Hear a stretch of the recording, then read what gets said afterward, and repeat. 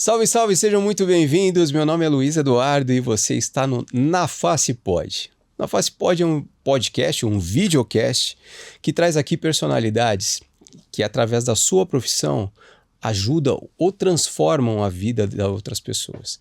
Através de cirurgias, através das anestesias, que vai ser o caso aqui que a gente vai tratar.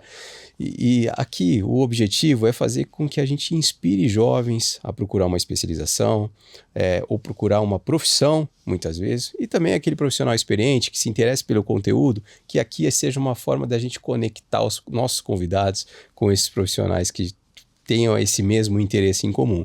Mas o principal propósito do Na Face Pod é fazer com que esse conteúdo chegue para quem realmente precisa. Aquela pessoa que tem uma dor parecida ou vai ser submetida a uma cirurgia e tem várias dúvidas do processo cirúrgico, de como funciona, aqui é o caminho para você tirar suas dúvidas e que também a gente possa conectar os nossos convidados com você que tem esse mesmo assunto, tem essas dúvidas parecidas que a gente possa esclarecer e acabar encorajando a você fazer uma cirurgia e levar uma qualidade de vida melhor para o consumidor final, para o paciente. Isso já vem acontecendo e é um motivo de muito orgulho para o Na Face Pod. Para que tudo isso aconteça, a gente tem aqui alguns patrocinadores que pensam da mesma forma, que quer levar esse conteúdo de qualidade para o consumidor final, melhorando a vida das pessoas.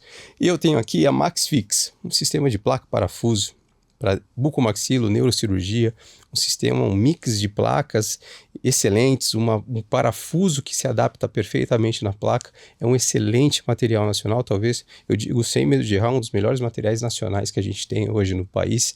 MaxFix, fabricado pela Sartori lá em Rio Claro. Mando um abraço para o Márcio, para o Vinícius, para o Júlio, todo o pessoal da Precision. Outro patrocinador pesado que nós temos aqui é a Neo Custom, um sistema de prótese customizada da Neo Ortho. Já mando um abraço para todo o pessoal da Neo Ortho. Um sistema de prótese customizado bem completo, seja de prótese de ATM, prótese de mandíbula, maxila, reconstrução de ombro, quadril, joelho, enfim, tem várias alternativas customizadas, próteses preparadas com o desenho ósseo do paciente que encaixa perfeitamente para cada caso específico cirúrgico para reconstrução ou devolução de função.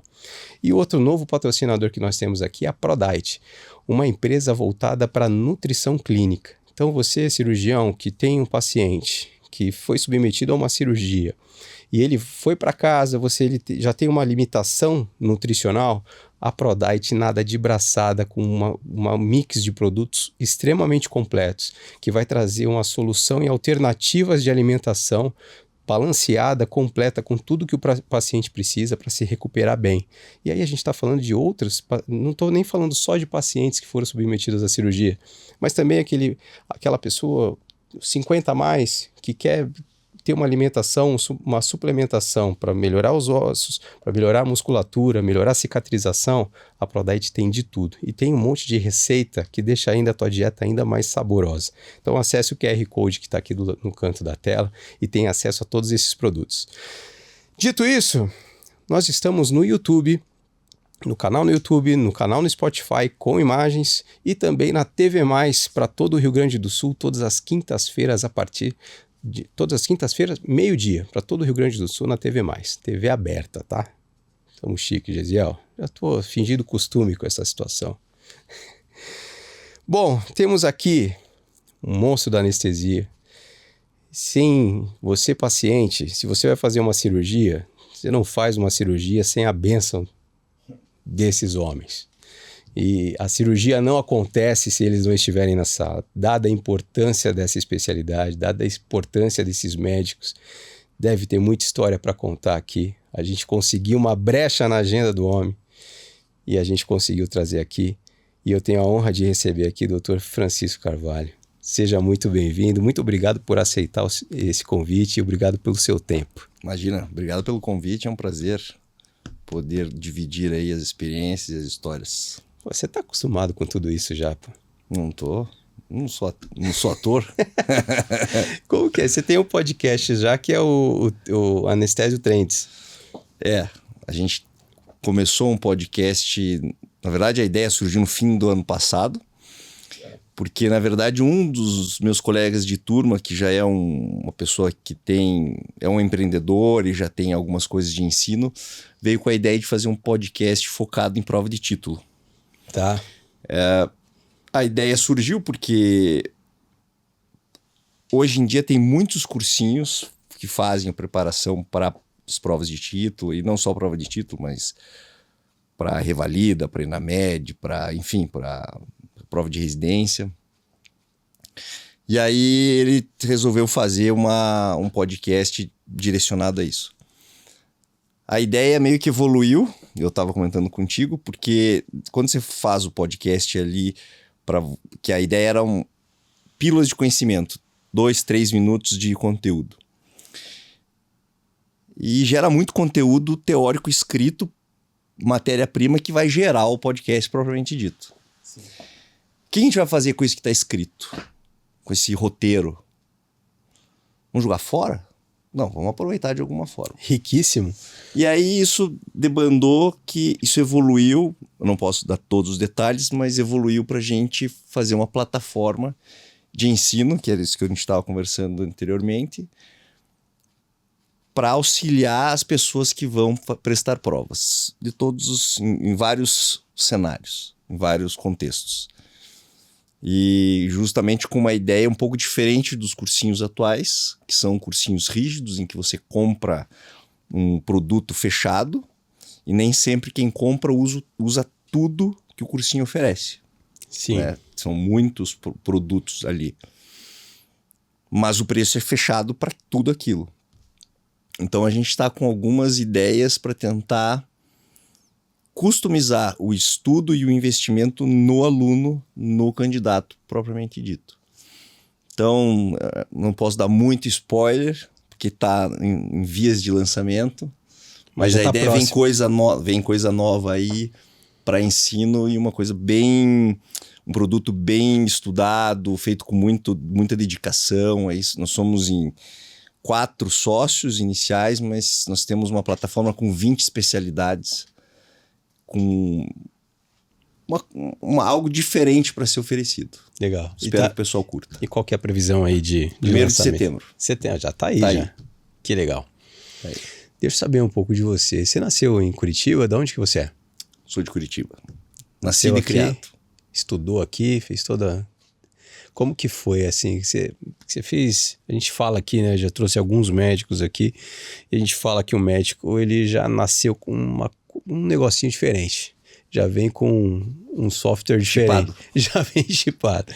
Como que foi? O que você queria ser quando você era criança? Eu sou de Curitiba, curitiboca, né, como falam, né?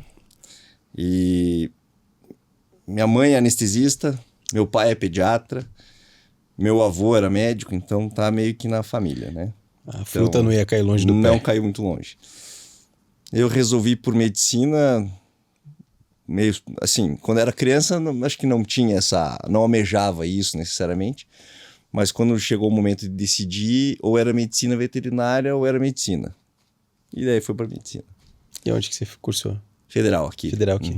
Formei em 2004, 98 a 2004. E o teu preparo para passar numa federal, como que foi? Bom, eu estudei numa escola muito boa lá atrás. Eu acho que ali fez toda a diferença. Qual que foi? Então eu estudei no Anjo da Guarda, que hoje é Marista, né? Foi adquirido, mas era uma escola diferente na época. E ali eu acho que tem toda uma base, tanto que na minha turma de faculdade tinham 3 pessoas que estudaram no mesmo colégio, na mesma época, na mesma geração. De lá eu estudei no Dom Bosco, depois primeiro vestibular no terceirão eu não passei, aí fiz o cursinho. E até uma situação que no meu primeiro vestibular eu prestei Unicamp, e na primeira chamada tinha na aprovação Francisco A.E. de Carvalho. Eu falei, sou eu, mas não batia a minha matrícula. No final eu tenho um homônimo de iniciais, que eu não sei, que também fez medicina. Você comemorou e... Não, eu vi, mas daí não bateu o número de protocolo, o número de identificação. Eu achei que não era eu, liguei e não era eu. Enfim. E aí fiz cursinho de novo, positivo. E aí passei no segundo semestre. Passou bem? Passei bem, né? Porque daí eu pude descansar 6 meses, curtir 6 meses antes de entrar pra faculdade propriamente dito. E já tava babando para entrar. Daí tava. E aí você cursou a medicina, que também é pesado, né? Uma rotina pesada. Teu pai, teus pais já falavam como seria, né? Sim, e eu entrei na faculdade, foi uma época que teve greve na Federal, então em vez de começar em agosto, minhas aulas começaram somente em setembro, eu acho, qualquer coisa assim. Quando foi em julho, minha mãe trabalhava no hospital onde eu trabalho hoje, no Santa Cruz. E na época tinha acadêmicos da obstetrícia. Então eu, antes de entrar na faculdade, eu já era acadêmico de obstetrícia lá no hospital, acompanhando as cirurgias, vendo. Enfim, era uma outra época, era um outro tempo. Sim. Era diferente as políticas institucionais e... Enfim. Então eu comecei a estagiar antes de entrar na faculdade. E aí começou a faculdade. Saiu na frente dos teus colegas. De muita gente, sim. Mas a medicina, como você falou, tem muita gente boa, né? Talvez grande parte são pessoas diferenciadas. E então, no final, fica todo mundo no mesmo bolo, né? E era quando você começou a fazer período de faculdade, você tem algumas etapas, né, na medicina. Era aquilo que você queria mesmo? Você já viu que tô no meu lugar. Tô no meu lugar. E aí você terminou e tem o período de residência. Como que foi? Pois é, durante a faculdade eu gostava muito de clínica, gostava muito de fisiologia. Fui acompanhar meu pai como pediatra, passei um dia com ele, desisti. Não queria. Não dava para aguentar. Teve uma situação em que a avó levou o neto na consulta e eu acompanhando. A pessoa saiu, eu falei, pai, não quero. Eu não vou aguentar uma avó dessa todo dia. Não. E ali, mas assim, foi uma vez. Desisti. E aí, na anestesia, eu estava postergando acompanhar, porque eu achava que se eu começasse, eu não ia sair. Daí eu ia afunilar muito cedo.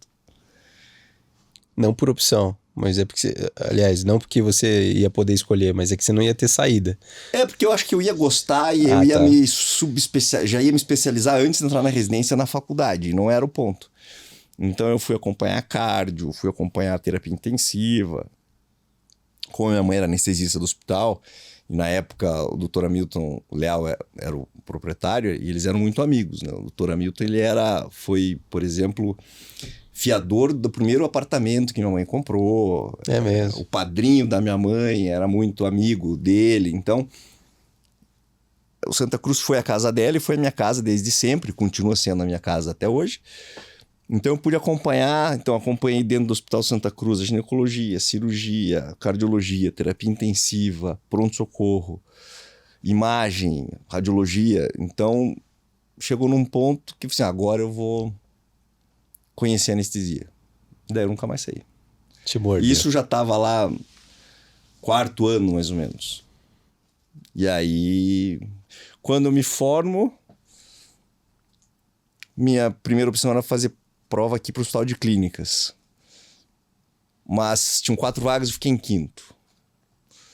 Daí eu prestei Ribeirão Preto, que eu tinha feito um eletivo lá no fim do ano, na USP. Para encurtar a história, eu passei em Ribeirão Preto, mas passei em Florianópolis, que eu passei em primeiro lugar. Fui para Florianópolis, que era mais perto, a gente tinha casa lá e tal. Fui para Florianópolis. Então lá eu fiz a minha residência. Quando eu entrei na residência... Qual hospital lá? O Celso Ramos. Isso. Porta aberta, vê de tudo. Vi de tudo.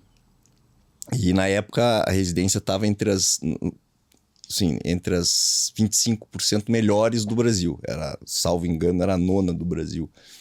Então eu fui para lá, fiquei lá, cursei os 3 anos e realmente eu entrei lá na residência já tendo feito muitos procedimentos da anestesia. Depois chega um ponto que todo mundo se iguala, né? A curva de aprendizado faz com que todos se equivalham, de certa forma. E você foi sozinho para Floripa? Fui sozinho. E não tava ruim morando em Floripa sozinho? Não tava ruim, foi muito bom. Mas foi, do ponto de vista de carreira, foi muito bom também. Porque lá minha mãe não tinha influência. Você teve que E se aí eu tive soltar. que conquistar o meu espaço. E sem grandes amigos, meus chefes, e esses chefes são grandes amigos. Enfim, poderia citar vários e esqueceria de algum, então nem vou. Sim. Mas, enfim, fiquei lá, acabei minha residência e já voltei para Curitiba, porque em tese eu tinha um emprego para mim. Tá. E aí fui aceito no grupo, entrei no grupo.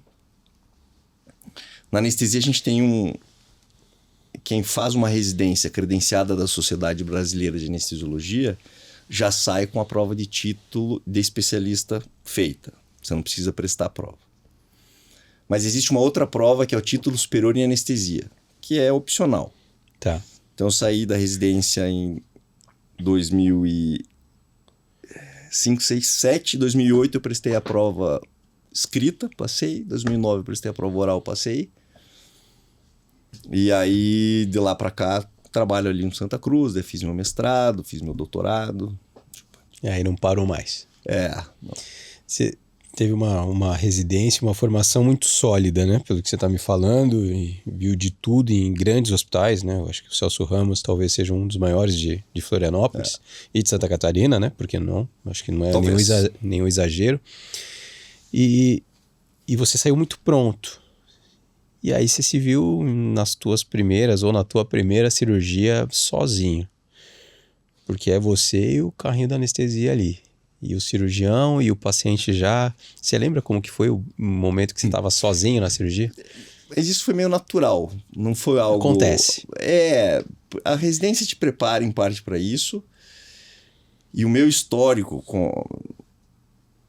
do hospital, para mim foi muito tranquilo, porque eu conhecia todos os cirurgiões desde criança, aí, todos os anestesistas desde criança. Então, foi marcante porque era uma nova fase, mas assim, ela foi uma transição muito tranquila. Você já estava inserido naquilo já estava tudo, inserido, né? Já era natural. Eu lembro certamente natural. a minha primeira anestesia, eu lembro até quem foi, para quem eu anestesiei, quem era o cirurgião, quem era o paciente. É mesmo, você lembra? Depois de tanta cirurgia, você ainda lembra? Esse dia, porque eu conhecia o paciente de certa forma, e era um tumor renal grande, era um paciente de quase 2 metros de altura, 120 quilos, enfim. Enfim, foi a primeira anestesia ali. Correu tudo bem, foi tudo certo. A gente falou aqui, eu falei na tua apresentação que as cirurgias não acontecem sem o aval de vocês. A gente fala para muitos profissionais cirurgiões, seja médico, buco, residentes que estão saindo, mas também a gente fala para muitos pacientes. E a gente tenta traduzir um assunto tão técnico numa linguagem que fique fácil de entender. E muitos não sabem dos bastidores de uma cirurgia. Às vezes vai para uma cirurgia e não sabe por que vai ter que passar. Acho que é só a consulta com o cirurgião antes da cirurgia acontecer, mas tem várias etapas e uma delas passa por vocês, anestesistas, e a cirurgia não acontece sem o aval de vocês.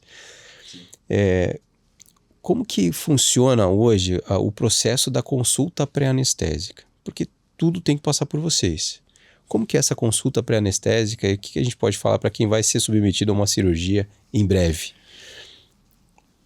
Antes, cerca de 80% da população não sabe que o anestesista é médico. É mesmo?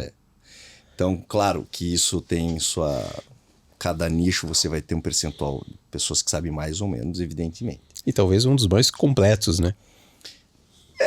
Não teria essa pretensão, né? Seria um pouco pretensioso da minha parte, mas enfim. O que eu ia falar em relação à consulta pré-anestésica, ela é fundamental, principalmente para o paciente, mais do que para nós, né? Porque são duas visões. É um momento que o paciente normalmente vai ter o primeiro contato com um anestesista, não necessariamente vai ser quem vai fazer a anestesia dele. Então, isso é a primeira questão bem importante. Mas é o momento que ele vai ter de tirar todas as dúvidas. A anestesia é muito frequente a gente ouvir assim, o que eu tenho mais medo é anestesia. E isso é um medo místico quase. E que é mais mito do que qualquer coisa, ou deveria ser mais mito. Então, Primeiro, esse medo ele advém da falta de conhecimento. Então é o momento que o paciente tem de tirar todas as dúvidas para que ele possa ficar tranquilo para o seu procedimento. Perfeito. Então, primeiro ponto, a principal função, na minha opinião, da consulta pré-anestésica é essa. Nós temos a obrigação de te sanar todas as dúvidas, né? Nem sempre o que a gente explica, o paciente gosta de ouvir. Olha, tem um risco de quebrar um dente. Mas a gente precisa falar, né? Isso é uma coisa que pode acontecer. Não é frequente? Não é frequente, mas pode. Então, esses medos, essas dúvidas, as incertezas do que pode acontecer, do que não pode, ali é o momento certo. E ela acontece, muitas cirurgias acontecem, às vezes, poucos minutos antes da cirurgia. Quando que tem que acontecer a consulta qual seria o ideal de tempo antes da cirurgia? O ideal é que fosse pelo menos um dia antes, tá, justamente para você poder dar para o paciente tirar as dúvidas e nós podermos orientar coisas como o jejum, com os riscos do procedimento, tanto do procedimento cirúrgico, que às vezes fica dúvida, quanto do procedimento anestésico. A anestesia vai ser nas costas? Vai ser anestesia geral? Qual a diferença entre elas? Os pacientes não sabem isso. Muitos não sabem. Hoje a gente tem, por exemplo, ali no Hospital Santa Cruz, que o nosso pré-anestésico deve acontecer até um mês antes. No período de um mês. Tá. Mais de um mês, a gente pede para retornar, ou pelo menos a gente tem que revalidar a avaliação. Por quê? Porque um mês, embora seja curto, se a gente pensar em doenças crônicas, é tempo suficiente para uma gripe. A gente está numa época pós-Covid, mas então um quadro gripal ou alguma descompensação de alguma doença crônica. Então é um momento que a gente tria esse tipo de coisa.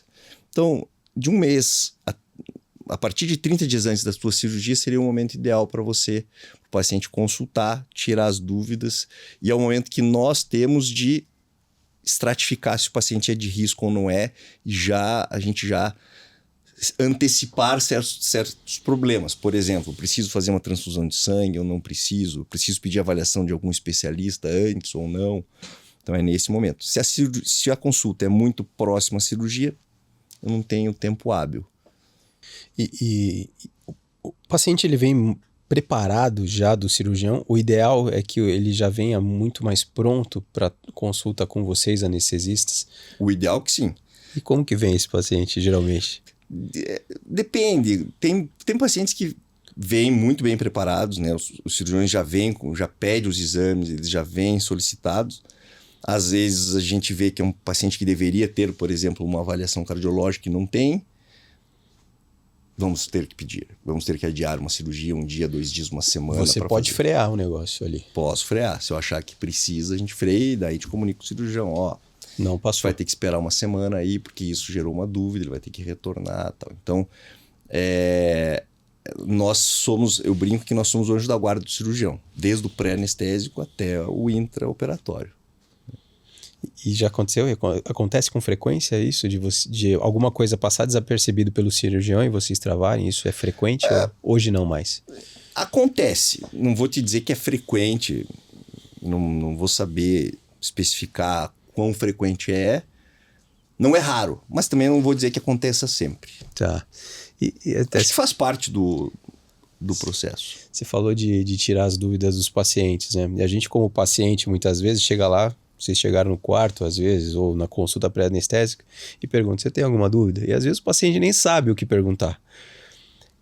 Para quem está assistindo, que sugestão de dúvidas que você pode clarear, que sugestões de perguntas pertinentes que um paciente leigo pode fazer para um anestesista, para ele se sentir seguro?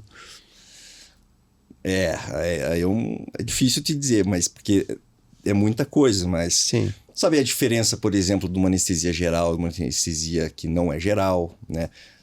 Dependendo, por exemplo, aqui eu sei que você tem um público muito relacionado com a odonto, né? Com a bucomaxila. Então, vai ser anestesia geral, quase que na totalidade. Pode ser que você tenha uma sedação. Tem risco de quebrar dente, tem risco de vida, tem risco de sangramento, tem risco de alergia. Porque os pacientes têm muito medo de alergia, mas a alergia não é uma coisa tão frequente assim.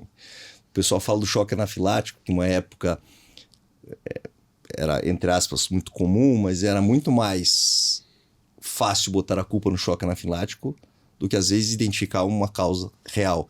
Então, muitas vezes, o choque anafilático era a desculpa que se tinha e hoje a gente vê que não é frequente a gente ter. E ter um choque anafilático grave a ponto de levar alguém a óbito, enfim. Que mais? Acho que basicamente isso. Coisas que se demora para fazer. acordar, demora que... para ir pro quarto. E esse medo da anestesia? Porque tem muito paciente que tem esse medo. Acho que não vai... será que eu vou acordar? Será que eu não vou? A família talvez que está esperando lá fora. Muito medo. Tem seus medos, né? O quanto esse medo é justificável e o quanto é real esse medo do que pode realmente acontecer? Eu acho que uma parte do medo é inerente do paciente como ser humano. Porque você delega o controle da tua vida para alguém. Sim. E eu, por exemplo, eu tenho muita dificuldade com isso. Então eu não gosto de voar de avião porque eu delego a minha vida ao piloto, por exemplo. E por aí vai. Ali é a mesma coisa. Então, esse é o principal ponto. Se a gente for pensar em risco real, qual é o meio de transporte mais seguro do mundo? O avião. Então a anestesia é muito segura. A anestesia, propriamente dito, ela é muito segura. São os casos de intercorrências anestésicas que geram algum problema, e eu não estou nem falando de óbito, estou falando de problema crônico, eles vão para discussão mesmo. É a raridade. É mesmo. Não é uma coisa que você vê todo dia. Né? Não é. Então, a grande maioria faz anestesia, acorda. Pode machucar um dente? Pode. O problema mais frequente, sangrou um pouquinho a gengiva, às vezes, porque você manipulou e encostou ali um pouco mais forte. Tem uma marca na mão. São coisas muito singelas. Né? É raro. É raro. E quando acontece, você para tudo e vai se discutir tecnicamente. O problema, claro, quanto mais simples o procedimento, quanto mais saudável o paciente, menor é o risco. Tá. É evidente que se eu tenho uma cirurgia de grande porte, que eu tenho um alto potencial de sangramento, por exemplo, num paciente que tem baixa reserva, um idoso, tem doenças crônicas, claro que aí me demanda muito mais conhecimento, muito mais atitude e o risco aumenta naturalmente. Tá. Então, mas daí dizer que a anestesia é o perigo, não é a anestesia o perigo numa cirurgia. Muito pelo contrário. Se você está numa cirurgia e tem um sangramento, por exemplo, quem tem que controlar o sangramento é o cirurgião. Nós temos que dar conta de manter o paciente bem, estável e sair da melhor forma possível da cirurgia. Então existe uma parceria em que um resolve a causa do problema. Mas se eu não der conta do que está em volta, não adianta nada. Não vai adiantar. Você falou desse medo, ainda falando do medo do que o paciente tem. Que as pessoas, para qualquer cirurgia, não pela anestesia só, ou enfim, pela cirurgia como um todo. Mas a anestesia sempre tem um certo receio. Isso, às vezes, esse tabu, esse preconceito, às vezes pode vir de um tempo que a anestesia não é mais a anestesia de hoje, com tanta tecnologia, com tanto medicamento diferente que tem hoje. Eu acho que sim. A anestesia evoluiu muito em tecnologia, em refinamento técnico, em preocupação com qualidade e segurança. Nenhum hospital vai conseguir evoluir no cenário de qualidade e segurança, por exemplo, se não tiver uma equipe de anestesia envolvido, porque a gente está muito no cerne do processo, está muito inserido no processo. Quando a gente fala em centro cirúrgico é algo muito central dentro de um hospital. E sim, dentro do centro cirúrgico, quem está o tempo todo é o anestesista. Então, a gente nós estamos inseridos em muitos processos de segurança e qualidade. Só que o paciente não sabe disso, né? Que nós temos essa participação, porque o anestesista não existe um marketing direto do anestesista. Ninguém procura um hospital por conta do anestesista. Isso é muito atípico. Procura o cirurgião, o médico, o hospital. Mas deveria se informar a respeito, né? Sim, então, acho que agora a gente vive um momento em que a população conhece mais, né? A internet favorece isso, né? A tecnologia como um todo favorece isso. Os processos de qualificação dos hospitais faz com que tenham melhores profissionais em todas as áreas na nossa também. Então, a gente acaba ganhando um reconhecimento nesse cenário. Sim. E querendo ou não, você tem uma certa tensão, né? A gente está falando aqui dos pacientes, mas vocês estão tão soltos no centro de cirurgia. Eu frequentei muita cirurgia, hoje menos, mas vocês estão tão...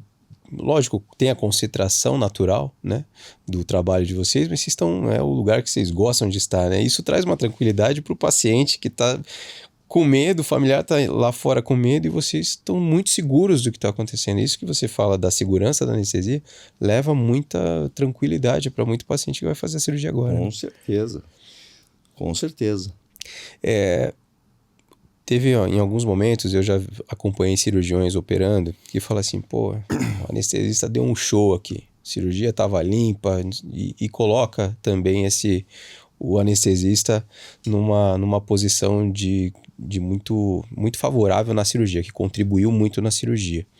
O que é esse show que de repente você pode fazer ali no teu trabalho de anestesia para melhorar o andamento cirúrgico do cirurgião? Você usou um exemplo que é muito clássico da cirurgia da bucomaxilo, do otorrino, por exemplo, em que você tiver um sangramento baixo, você tem um campo cirúrgico mais limpo e facilita a cirurgia. De visualização. De visualização.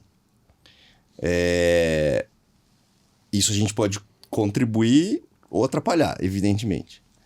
Às vezes, não depende da gente.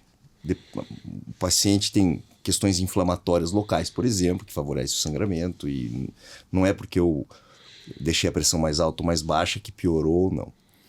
Mas esses são cenários menos importantes. Eu diria, por exemplo, se você tem uma situação de uma hemorragia intraoperatória, por exemplo, que pode colocar o paciente em risco de vida real. É a gente que vai ter que manejar o caso no sentido de repor volume, vai fazer sangue, não vai fazer sangue, quanto vai fazer de sangue, vai fazer soro, ringer lactato, quanto vai fazer, vai mexer com medicação vasoativa para subir pressão, baixar pressão e contornar tudo para que o cirurgião possa resolver o sangramento. De nada adianta ele resolver o sangramento depois que o paciente tiver morrido. Sim. Então, para que ele consiga ter sucesso ali, depende que a gente mantenha esse paciente o mais próximo da normalidade, ou como a gente fala, na homeostasia. A homeostasia é o paciente estar dentro do padrão mais equilibrado dele, digamos. Então, esse é um cenário, né? Nas cirurgias de grande porte, a gente acaba tendo participação muito ativa, como hepatectomia, as cirurgias neurocirurgia, em que a qualidade do campo cirúrgico do cérebro também a gente acaba participando muito. Na cirurgia cardíaca, que o paciente entra em extracorpóreo e vai sair de extracorpóreo, o nosso manejo acaba sendo muito importante. E, acima de tudo, o nosso manejo em consonância com o cirurgião, né? O diálogo, a multidisciplinaridade, isso é fundamental, né? Perfeito. Você falou dos tipos de cirurgia, né? Você falou da tua primeira cirurgia, você já tinha um cara de quase 2 metros de altura. E o paciente, a anestesia vai mudar de acordo com o peso do paciente. Novamente falando para os leigos, a gente tem a anestesia geral, que isso também vai mudar de acordo com o procedimento cirúrgico. Uhum. Quais os critérios e quais outros tipos de anestesia que são aplicadas e são indicadas diretamente por vocês médicos? Como que funciona esse processo de escolha? Depende um pouco... Primeiro, o que vai ser operado, né? Tá. Operar membro inferior, eu tenho uma alternativa de fazer uma anestesia nas costas. Hoje em dia, cada vez mais se faz menos peridural, porque a agulha de anestesia... Nas costas, nós temos 2 anestesias. A anestesia peridural e a anestesia raquidiana. Tá. Peridural era usado muito na década de 90, 2000, porque as agulhas de hack eram muito grossas. Com o advento das novas agulhas, que hoje já não são novas, mas houve uma mudança de estratégia anestésica. Então, hoje, a anestesia raquidiana é o que a gente mais faz, peridural menos. Então, uma cirurgia de membro inferior, eu poderia fazer uma anestesia raquidiana, por exemplo. Varizes, raquidiana. Orificial, raquidiana. Pé, hálux valgus, raquidiana. Vou fazer anestesia abdominal, às vezes eu posso fazer uma raquidiana, às vezes eu posso fazer uma peridural também, mas muitas vezes a gente vai fazer ou associada ou não anestesia geral. A anestesia geral é aquela que a gente pega uma veia, faz medicação na veia e dorme.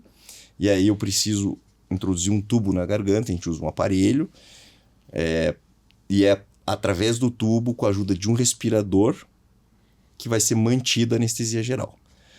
Antigamente você falava em tubo e respirador, ninguém sabia o que era. Hoje, na época, né, era pós-Covid, todo mundo sabe o que é um respirador e uma intubação.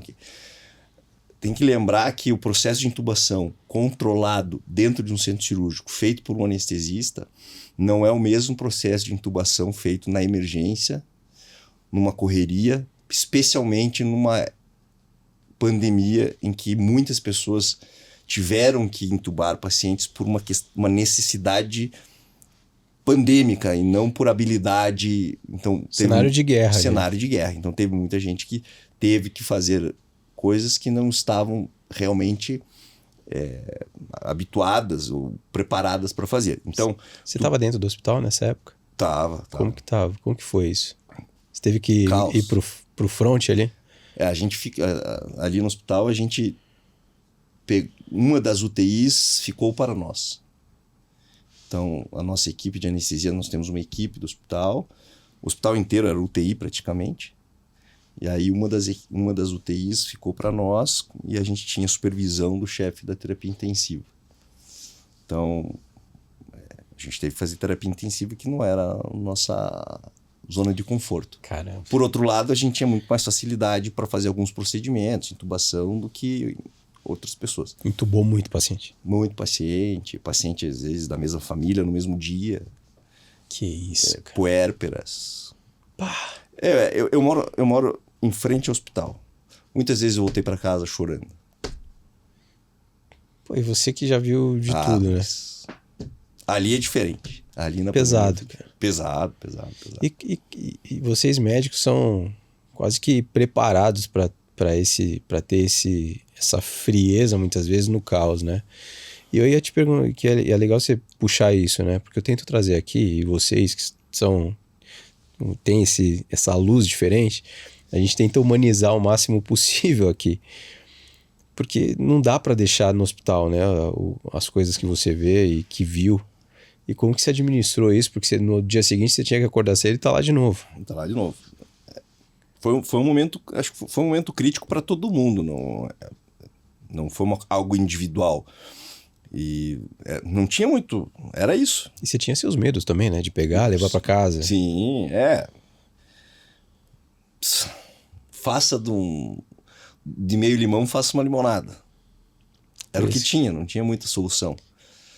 E todo mundo ficou marcado com isso, né?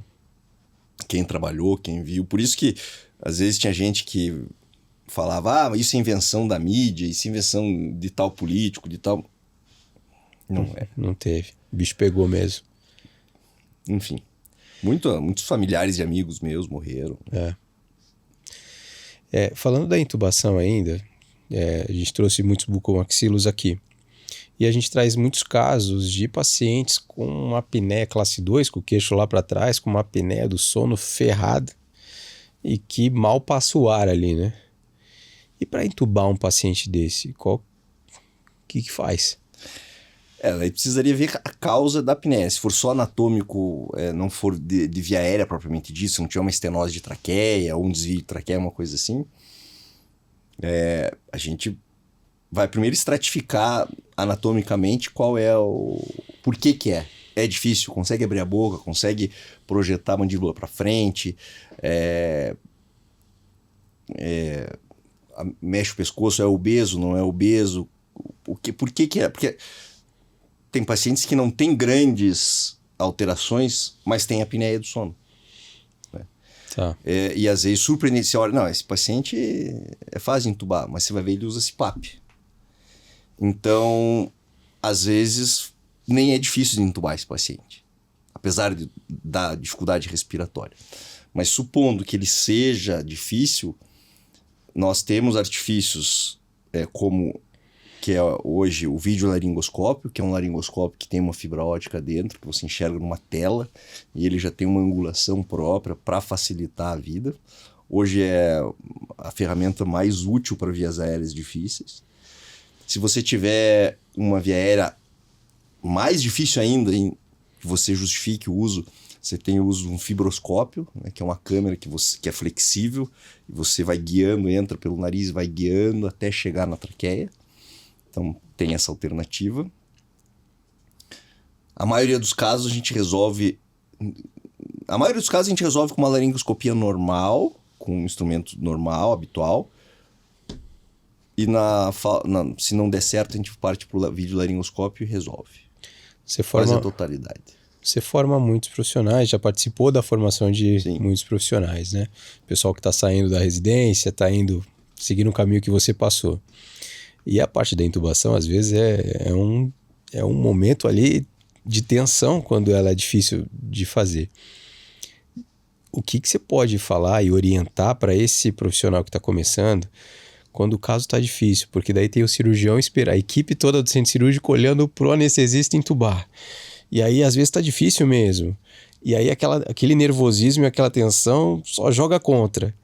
O que você pode falar ali que para esse cara que está começando e driblar muitas vezes essa tensão? Você já se viu num momento como esse? Ah, sim. Mas primeiro é que com o tempo essa pressão diminui. Você aprende a trabalhar. Ela não te afeta tanto. Mas para quem está começando, eu diria, primeiro se prepare, tenha as ferramentas que você precise.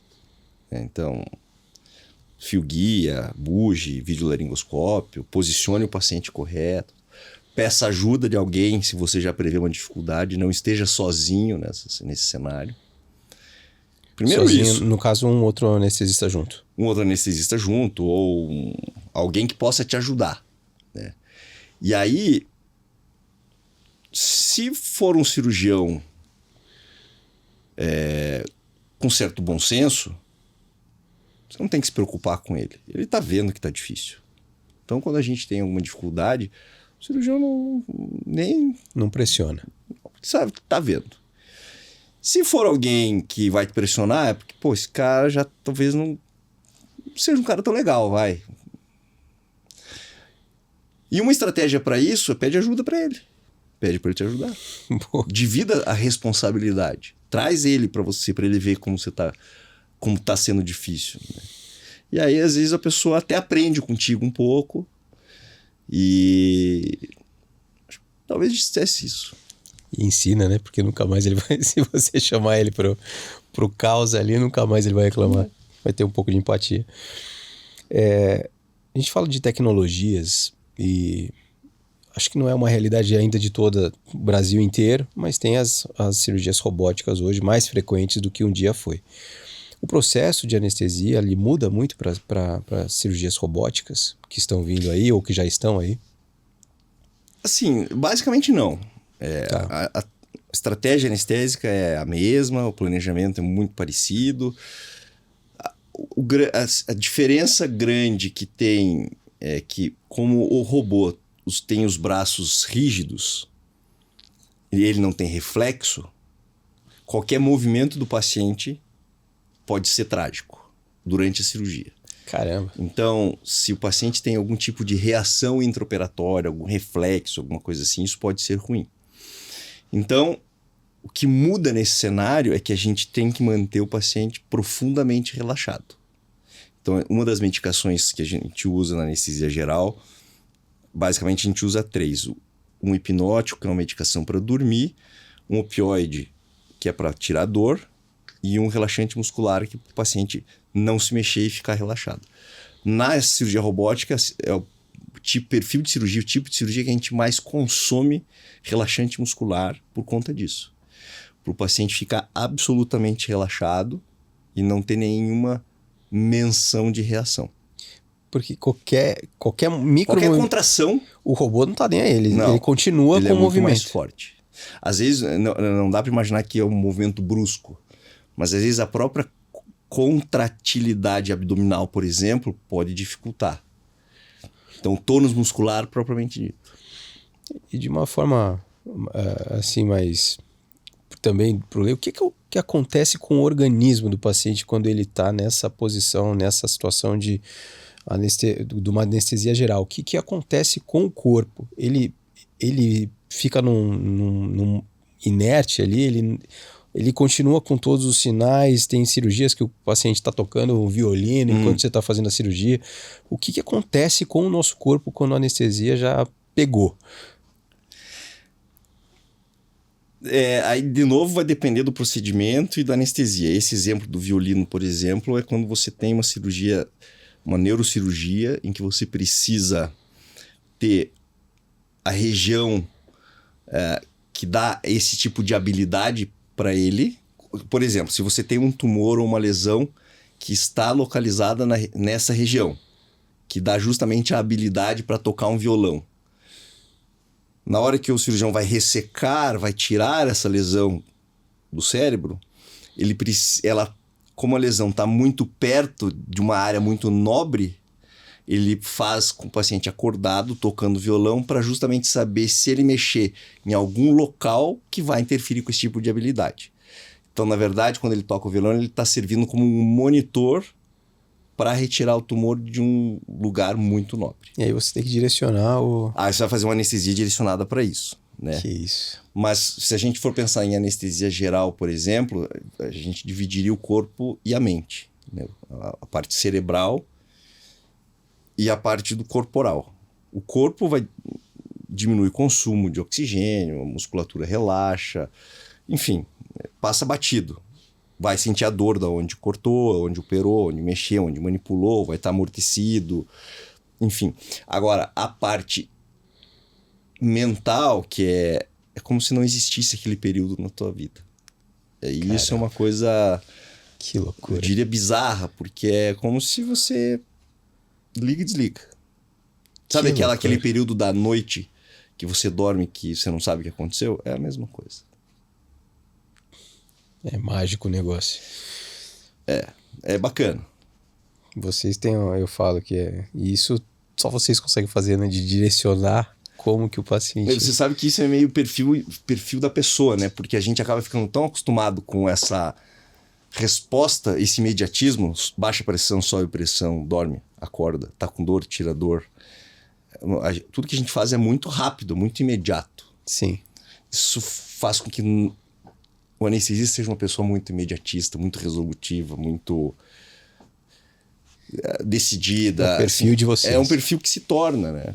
Se Sim. torna mais do que algo da profissão, acaba marcando teu DNA. A gente fala de robótica, de tanta tecnologia, e agora falando de algo mais no dia a dia, que acontece todos os dias, talvez, não sei se é o mais frequente para vocês nesse tipo de procedimento, que são os partos. Tem tanta tecnologia aí, mas o parto, ele precisa das suas analgesias aí. Como que funciona no parto? É uma opção? Porque o parto normal ainda é terrível ali para a mãe, né? É uma dor que nós homens, elas sempre falam isso, né? Vocês nunca vão sentir essa dor, não tem nada parecido. Tem algo que alivie essa dor ou não? Qual que é o papel da anestesia num parto normal, por exemplo? É curioso até você tocar nesse assunto, não sei se você procurou na minha página do Instagram ou não, mas recente eu fiz várias postagens sobre analgesia de parto, justamente porque existe muita desinformação e muitas vezes quem explica sobre analgesia, infelizmente, não somos nós, os anestesistas. Acaba recaindo para o obstetra, para a enfermeira obstetriz, para a doula, para a equipe que acaba acompanhando o pré-natal, e nem sempre essas pessoas têm as informações mais corretas ou mais atualizadas, ou às vezes as pessoas têm um viés da experiência delas, né? Tá. Então, respondendo o que você me perguntou, a gente tem alternativa de tirar dor, a gente pode fazer analgesia de parto. Hoje a gente faz analgesia de parto fazendo anestesia nas costas, a gente pode fazer uma anestesia só raquidiana, só peridural, uma combinação das duas. E quem define isso somos nós, dependendo do quê? Do período do parto que está, no momento do parto, se é a primeira gravidez, se não é a primeira gravidez, se o parto está com uma dinâmica bem ativa, se tem uma expectativa de nascimento na próxima hora, nas próximas horas, como é que está? Baseado nisso tudo, a gente idealiza e planeja a analgesia. O que acontece? Antigamente, até mais ou menos 2002, as publicações mostravam que a analgesia de parto ela poderia ser nociva para o parto. Atrasar o parto, aumentar a chance de fórceps, aumentar a chance de cesariana. Por quê? Naquela época, utilizava-se doses muito maiores de anestésico local. De tal forma que o paciente ficava sem poder participar do parto ativamente. Tinha um bloqueio motor, ficava deitado e, de fato, isso era muito nocivo. A partir de 2002 em diante, começam a sair os outros estudos que mostram que se você usar anestésico local com dose baixa e com soluções diluídas, você consegue promover analgesia sem ter bloqueio motor. Então a paciente consegue ter o controle do processo, definir o momento que ela quer tirar a dor, tira a dor sem perder a capacidade de andar, de ir para 4 apoios, ir para bola, enfim, fazer as atividades físicas próprias do parto. E quando a gente faz a analgesia desta forma, com doses baixas, favorecendo a mobilidade, a paciente tem analgesia de parto, tem o parto sem dor ou com menos dor, e isso não aumenta a chance de fórceps, não aumenta a chance de cesariana, não prolonga o parto de forma significativa. Isso é fato, isso eu não estou inventando, isso está nas principais publicações, isso é fato. O risco seria o mesmo, praticamente. O risco é menor com analgesia. Menor. Aí é uma outra discussão, porque a principal causa de mortalidade materna é sangramento. Um estudo de 2022, com 575 mil pacientes em Nova York, mostrou que as pacientes que fazem analgesia reduzem a chance de hemorragia puerperal em 21%. Considerando que é a maior causa de mortalidade, se você pegar esse número em escala mundial e diminuir 21% a chance, o impacto é muito grande. E por que isso acontece? Porque você passa a ter uma pessoa a mais cuidando, gerenciando crise, isso seria o anestesista. Você passa a ter um acesso venoso, que muitos partos sem analgesia nascem sem acesso venoso, sem veia pega. E aí, se você tem uma hemorragia, fica difícil de você contornar, e aí a gente passa a ter risco de ter grandes tragédias. Então você tem um anestesista, um outro médico participando, um acesso venoso, e a analgesia de parto favorece o manejo da terceira fase do trabalho de parto, que é a dectação placentária. Então, você consegue fazer um manejo ativo e a paciente tolera esse manejo mais facilmente. Quando a paciente não tem analgesia, fica muito desconfortável fazer a dectação muitas vezes. E não é infrequente a gente ter placenta retida em parto sem analgesia. E aí o paciente tem que ir para a sala de cirurgia para fazer uma curetagem ou algum procedimento para retirar essa placenta. A placenta retida é um fator de hemorragia, um fator de risco para hemorragia. Então perdeu-se tempo. Hoje o pessoal fala muito em golden hour para amamentação, no contato pele a pele do parto. Show, nota 10. Mas o pessoal esquece que também existe a golden hour da hemorragia. Que se você perde 1 hora com a paciente sangrando nesse período, você está aumentando significativamente o risco de uma hemorragia puerperal grave. Então, a analgesia, no final das contas, ela pode ser algo protetor. Infelizmente, a gente tem algumas questões ideológicas que hoje envolvem o parto, que eu sempre bato na tecla que não existe espaço para ideologia quando a gente fala em saúde de alguém. A gente tem que colocar a paciente, a gestante, no centro de tudo e respeitar a decisão dela dentro de uma responsabilidade técnica de melhor atendimento possível. E esquecer as nossas crenças individuais, né? Até porque a ciência tá aí, né? Quem quiser mais informação sobre parto, mesmo do leigo, a gente fez uma live sobre analgesia de parto faz 15 dias. E ela tá lá inteira, mas eu tô editando pequenos trechos para facilitar, para ficar mais palatável. Então eu comento um pouco sobre tudo isso. Então só benefícios aí pelo que a gente tá entendendo. É claro que se você fizer uma analgesia diferente do que é preconizado, sim, aí eu posso... Sim. Né? E lembrei que eu ia falar. Infelizmente, a analgesia não é algo universal no Brasil. Então, durante a live, por exemplo, uma pessoa de Maceió estava participando, ela falou, eu não conheço nenhum serviço que tenha analgesia de parto. Ah, não é uma coisa que infelizmente não é uma realidade. O obstetra que participou junto comigo, ele era daqui, um obstetra formidável, e que está no Mato Grosso. E ele falou, pô, Chico, fazer analgesia aqui é evento. As pessoas param para vir ver como é que é. Então, não é uma realidade. Então, Estados Unidos, por exemplo, se preocupa, é claro, para o americano, os guidelines americanos, é claro a importância da analgesia. A preocupação deles é a falta de acesso à analgesia por uma parcela.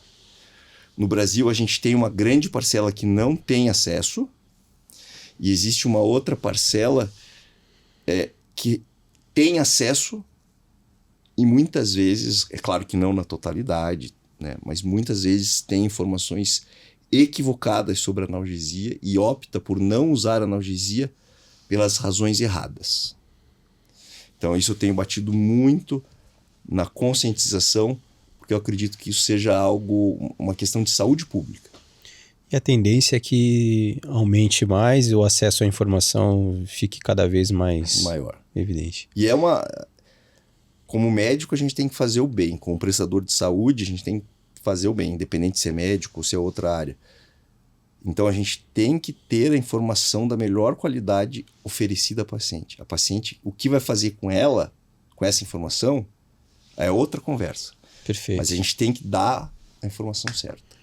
E quanto mais se falar nesse assunto, mais a paciente vai falar sobre isso e pedir, né, por esse tipo de benefício, vamos dizer assim.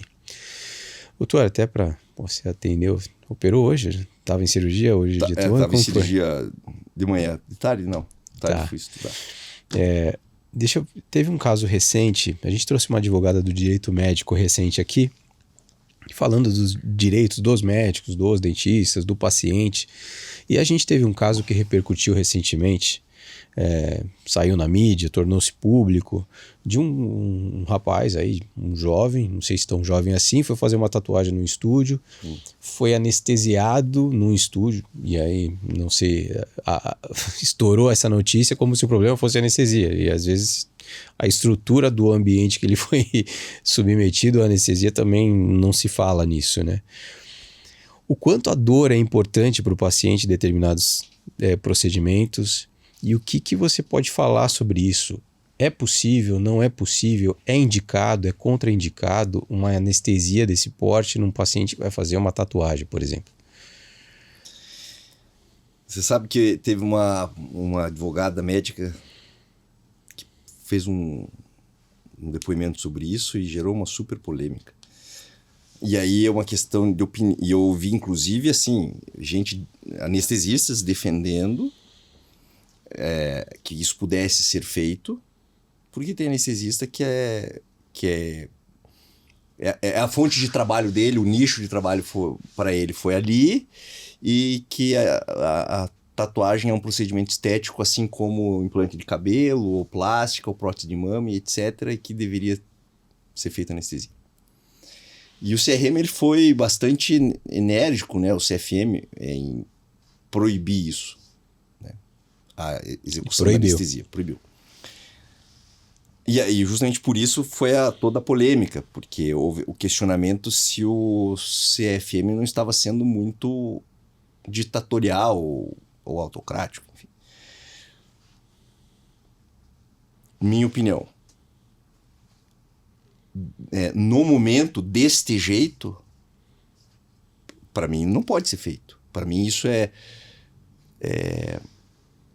eu não quero ser ofensivo com nenhum profissional, não é isso, mas eu acho que a nossa especialidade é muito mais complexa, tem muito mais valor do que as pessoas dão de fato, e a gente não deve se propor a fazer anestesia num estúdio. Isso para mim é denegrir a especialidade. Acho péssima a opção. Acho que ela nem deveria ter esta discussão. A discussão saudável que eu vejo é: vamos fazer tatuagem em ambiente hospitalar? Isso é viável? Vamos fazer numa clínica só que aí muda toda a dinâmica muda, né? Porque desde vigilância sanitária, quem que vai fazer, que tipo de material que vai usar, isso vai encarecer um monte, porque você vai ter a diária do hospital. A pessoa que vai fazer tatuagem vai topar pagar todas. Você vai fazer numa instituição que paga uma série de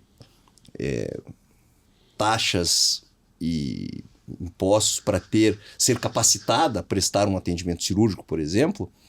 Ela vai ter que fazer nesse ambiente, em que aí eu vou fazer anestesia com as medicações certas, num hospital que tem uma fonte de oxigênio que não vai acabar, que eu vou ter material para conduzir uma via aérea, que eu vou ter material para conduzir uma intoxicação por anestésico local.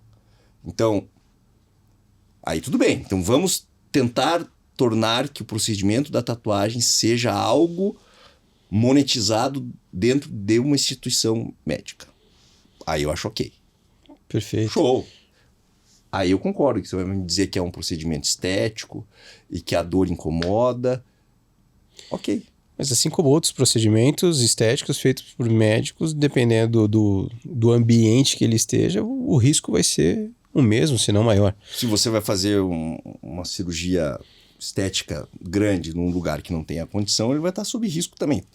Às vezes acontece, não só do Santa Cruz, mas de outros hospitais receberem pacientes operados em outras clínicas que complicaram e a clínica não tinha estrutura e acaba indo para um hospital terciário, né? Normalmente as clínicas têm algum hospital da retaguarda, mas na tatuagem, aí você sair do seu habitat, que é o centro cirúrgico, né, que você tem para você fazer uma sedação num lugar que você não tem fonte de oxigênio. Ah, mas eu levei meu torpedo. Sim, mas se acabar o teu torpedo, se acabar o oxigênio, é diferente, entendeu? Acho que essa discussão não deveria ter nem existir. Não deveria nem existir. Me perdoe, enfim, como eu disse, eu não quero incorrer numa injustiça com algum colega, mas acho que não deveria. É importante isso, porque por muito menos, às vezes você olha para o hospital que você vai trabalhar, você já vê que a estrutura não é tudo aquilo que você precisa, você já vai recuar, né? Imagina num estúdio. Mas é importante trazer luz para isso, porque a gente vê que é um assunto que estava aí, que é importante até para quem está começando agora, achou que é um nicho de mercado e talvez não seja. Né? Eu penso que a nossa especialidade ela é muito nobre, porque a gente tem a possibilidade de, em pouco tempo de contato com o paciente, mudar a vida desse paciente, né? É uma especialidade que você pode, sem dúvida nenhuma, dizer assim: eu salvei essa pessoa. Dormir, se você perde em outros tantos, você pode dormir com essa, né? E você fazer anestesia num lugar que não te dá condição nenhuma, você está rasgando a tua especialidade. E no começo da conversa você falou que é um conjunto, né, de ações tuas e do cirurgião, você como anestesista e do cirurgião, que é um conjunto, é multidisciplinar, para que tudo aconteça, né? Exatamente. Perfeito. Doutor, até você vai ter que voltar aqui porque ficou um monte de assunto para trás. A gente pescou aqui. Muito. Não, pô, tá maravilhosa a conversa aqui. E eu queria até puxar esse assunto e talvez num segundo momento que você vier, a gente vai estender até uma conversa um pouco mais para cirurgias, pro modelo de cirurgia. E eu queria até falar pro paciente agora, que vai ser submetido a uma cirurgia, tá com os seus medos, tá com medo da cirurgia, tá com medo da anestesia. O que você poderia, porque, sei lá, vai ser amanhã a cirurgia, já tá em jejum e ele tá tremendo de medo, que é normal. O que você poderia falar para encorajar? E a gente está falando muitas vezes da cirurgia estética e é o sonho e que talvez não seja tão fundamental assim, mas tem muito paciente que precisa e que vai ter uma diferença na qualidade de vida absurda. O que você poderia falar para encorajar esse paciente? Eu diria que primeiro você tem que ter muita confiança no profissional que você escolheu. Eu acho que esse é o grande diferencial.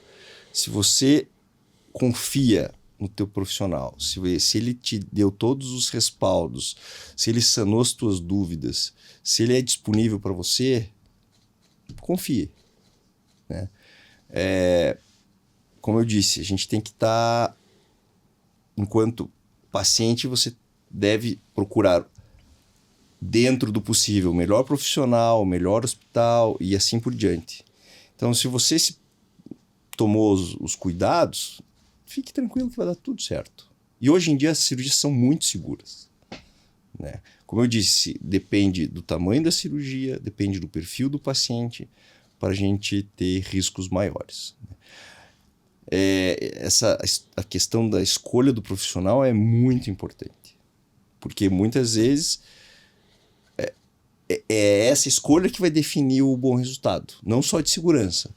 Como você falou, vai mudar a vida da pessoa, a cirurgia, se der certo. E para dar certo, a chance é maior se você estiver em boas mãos. Então, isso essa é a mensagem, eu diria. Assim. Para quem vai operar amanhã, confie. Porque eu tenho certeza que você fez a melhor escolha que você pôde. Perfeito. Que aula, doutor. Obrigado pelo seu tempo. Obrigado por todas essas informações riquíssimas aqui. Vai ter que achar um tempo na tua agenda, voltar aqui de novo, que foi muito rica. Desculpe se eu falei demais. Nada, foi maravilhoso aqui. E assim, é que a gente fica lembrando de coisas e puxando mais assuntos, e com a tua didática que é impecável também, a gente fica querendo saber até mais. E por isso que a gente vai puxando e vai ter um roteiro inteiro para um próximo episódio. Tá. Muito obrigado.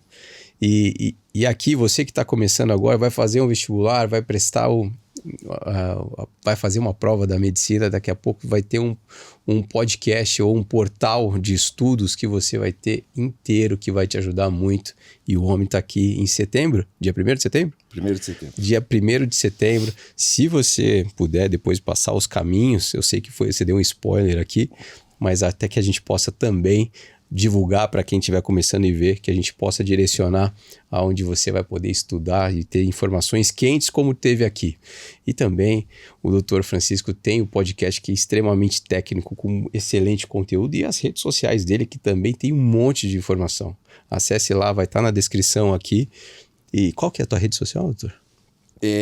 Anestésio_Trends. Tá, tem um Instagram. Monte de coisa. Eu ia te falar que hoje eu trabalho no Santa Cruz. Então, se eventualmente quem me vê aqui tiver curiosidade de me conhecer profissionalmente e queira que a gente esteja junto num procedimento, você vai me achar lá. E o Santa Cruz, para quem não conhece, é um dos maiores hospitais, um dos hospitais mais luxuosos, inclusive, de Curitiba. E tem excelentes profissionais como o Dr. Francisco. Tá lá e procure saber quem é o anestesista que vai participar da cirurgia. Então, se você está aqui em Curitiba ou está fora, quer operar e gostou da postura do Dr. Francisco, ele está no Hospital Santa Cruz de Curitiba, um excelente hospital. Hoje é o hospital da Rede D'Or, né? Hoje ele foi comprado, então hoje ele faz parte da rede. Que show. Doutor, muito obrigado mais uma vez, que honra tê-lo aqui. Espero que você possa voltar com mais frequência para a gente discutir mais assuntos como esse. Faz um ao vivo. Fechadaço. Aí, Samuel, se vira aí, tá? Promessa é dívida. Fechado. Muito obrigado para quem ficou até agora aí, obrigado a toda a equipe, obrigado aos patrocinadores MaxFix, Neocustom, Prodite, Ortoface e a Não Complica, um portal de cursos e treinamentos para a área da saúde, para secretárias, instrumentadores, está tudo ali, um conteúdo riquíssimo. Muito obrigado, nos acionem ali no YouTube, no Spotify, ou se você está assistindo pela TV+, também para todo o Rio Grande do Sul, todas as quintas-feiras, a partir de 12h. E a gente vai se vendo por aqui com conteúdos como esse.